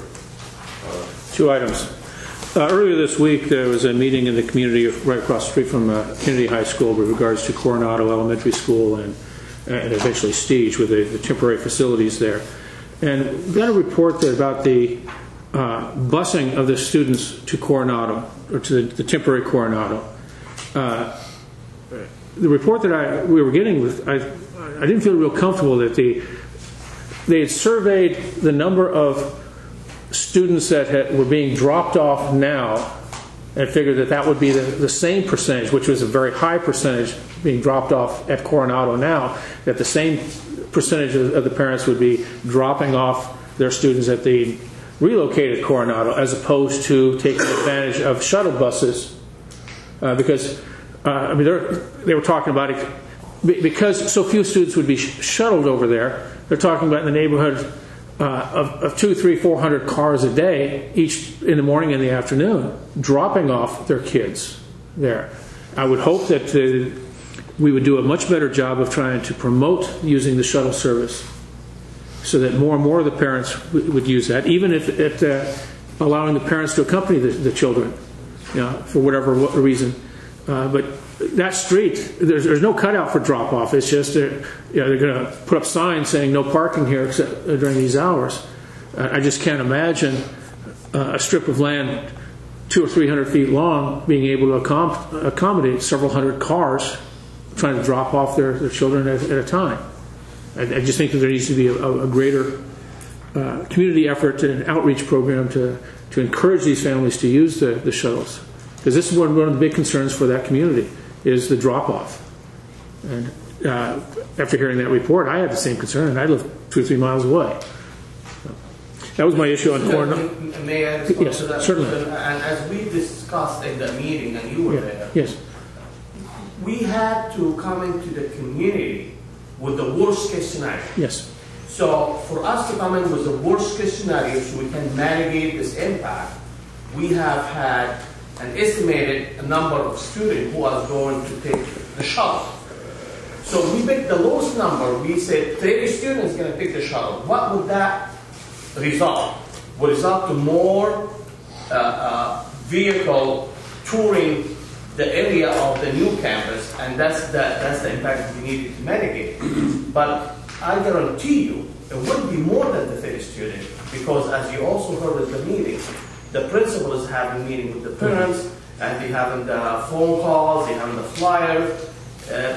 We promote the shuttles because that will make our effort to mitigate any of this impact much easier.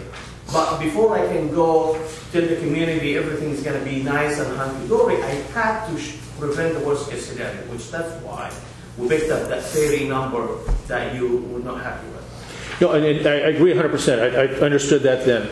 It's just for this group, I said, when this becomes an issue next summer or next fall, I won't be here.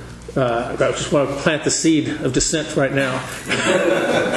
I think you'd be fondly done. Yes. I know that you're going to do outreach. I know that you're going to try to promote the shuttles. I just want to make sure that this this body gets behind you on that. And I want to make sure that you will be in the meeting no matter if you remember or not. I'm sorry? I would You like can to come make sure down that you anyway. come. You can't be vote. part of this meeting no matter if you remember or not. Come back. Let's go on to the other issue. You didn't respond to that. Yeah, I don't want to put either of you two on the spot, but you can do a better job of reporting than I can. At the last school board meeting a week or so ago, we had a group of vendors and subcontractors that got up and spoke to the board. They were very upset because some of them, they said, hadn't been paid for close to a year because their general contractor was less than reputable. But perhaps you can explain what their complaint was, what the issue was, and how that it's being fixed by you. Thank you. Okay. So, Don was correct. There was a group of subcontractors that came to the board to complain about the payment tactics of our general contractor that's building King Elementary. And so, I thought it was a good thing because what the general contractor had done was he did not pay his subs, and they would send in what is called a stop notice, and then the school district holds that money back. We won't give that to the contractor. What typically happens is then the general contractor comes and does something called bonding around the stop notice, and so they go to an insurance company, provide a bond around that amount, and then the subcontractor have to go to the insurance company to file a claim, to go through a dispute resolution process to be able to get their money. One contractor, a mechanical contractor, had gone through that process, but the other people had not. And so we had a meeting today about that, and I had parts of my project management team and my attorney in the room, and we have contacted the general contractor's legal team and are going to go through and make an attempt to cut two-party checks to satisfy all the subcontractors. So we took the first step today, and we believe that within 10 days we would have good news and start cutting the checks. I knew that you were on top of it. I wanted to make sure that the CBOC was aware of this, because paying our contractors and subsequently our subcontractors has been a critical issue, paying them on time and in a timely fashion. We've been over backwards over the years to make sure that had happened. And here we had a reversal. I know that Robert and I were both shocked when all of a sudden we were hearing these subcontractors talk, we haven't been paid, so what the hell's going on? Because then we found out more information. For the record, though, could you tell us what that general contractor's name is? West Bay Builders. West Bay Builders. West Bay Builders, I don't think I'd be out of school to say that they have what we would call predatory practices. and really what they tend to do is, at the end of a project, what they want to do is pay a percentage on the dollar to subcontractors. And this is all below the line where the school district really gets involved. What we've done to strengthen that is I have found out, through my research, that I do not have to accept the idea that they can bond around the stop notice. It's up to the district's discretion. It's something that I haven't heard of. Just took it for granted that we had to give them their money, so we don't have to do that. This morning I fessed up that as part of our contracts, what the district was to do is do the conditional and unconditional releases. So that means on the first invoice, then the subcontractor signs a conditional release and says, okay, I'm supposed to get this money. And then for the next month, they'll sign an unconditional, say that I've gotten the money. As I found out that West Bay collected those forms but never pass them off to the district, and the district didn't comply. And so that process will stop. So because I think that at one point we've gotten, what was it, 30 stop notices for a total of? More than 30, and they were more than $600,000. $600,000. So we are moving aggressively to, number one, take care of this issue, and number two, modify our pre-qualification process that it might exclude West Bay builders. We're just in draft form right now. And are they on any other projects in the district? Well, they are not on any other projects, but as we've been discussing, we have $150 million worth of projects that are coming out this year. Right. And they have a bonding capacity to be able to bid on any one of those projects. And so you have to do a preemptive strike. Contractors have been barred from bidding, but that's a long, protracted, legal sort of a thing. And what we're trying to do is work it into our pre-qualification so that, we get contractors that really are going to pay their subs. That's what blew up Harding.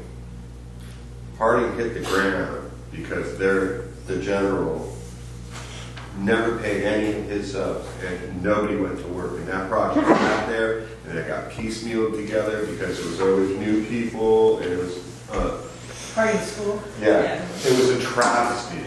So this can't happen again. If they're there, that really cannot. So, Maggie and I have taken note. We're going to make sure number one, we've strengthened all of our our front ends to make sure that everybody's on the same page. And Maggie talked about yesterday. We met with the 6 general contractors that have the bonding capacity to be able to bid all of the projects coming up, and we laid it out. Here's our new front ends. These are our new provisions. Oh, and by the way, we are going to enforce our contract, and everybody seemed to be happy about that. That in the past we have not enforced our contract fully, and that caused issues down the line. So we were able to convince them. 3 of the contractors had never gotten a project here in the district before, and hopefully we recruited them to come in and work with us because we want to be the owner of choice. Thank you for that report. I just need to add one thing, just to clarify something. Mr. Gosney, I understand you did not like it to be coming actually in the front of the board. No. Honestly, it was a good thing that happened because now it's documented and now it's on record. Now we were able to act on it because all what we were acting on, paper. He didn't pay me, yes he did. He didn't pay me, yes he did. So now we were able to bring in the attorney, now we're able to look at it. Besides that, I assure you, with everything that taken place, that the district was not in violation of any law. The district had made the payment on time to the subcontractor who did not pay his subs. Now we are intervening to pay his subs for him, but there's no violations been taking place there. One thing that concerned me about what happened at the school board meeting, I know Robert was just as shocked as I was just to hear this. And this is what the people at home on TV and on the internet, they're hearing this report. They did not hear the side meeting that you had with them to find out what the problem really was. Because what the vendors were saying, they weren't really saying in front of the board, they weren't saying that the contractor had not paid them. They're saying they've been done work for the district and they haven't been paid, which suggests that the district was not paying them. And I wouldn't mind seeing some kind of a follow-up report to straighten out the public, let them know. Actually, with the team we have with them today, they said if you solve this for us, we'll be more than happy to go back. That'd be great. Remember, this is all freedom of speech. Yeah. They have the right to speak. And when we solve this for them, they're going to come back and say, thank you, it took us a week or 2 or a month, but well paid. Yeah. So rest assured that we are not. My biggest problem was not that they got up and brought it up before the board, but that the problem existed. Right. Yeah. It was a shocker. Yeah. And it existed, and we would know what's the extent of it until we really got up there. Yeah. And I personally was shocked about the amount myself. Thank you again. I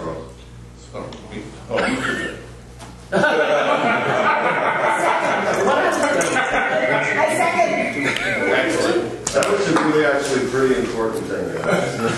You can want to go, but I think that was pretty critical because it did blow up facilities and cost us a tremendous amount of money in our not too distant past.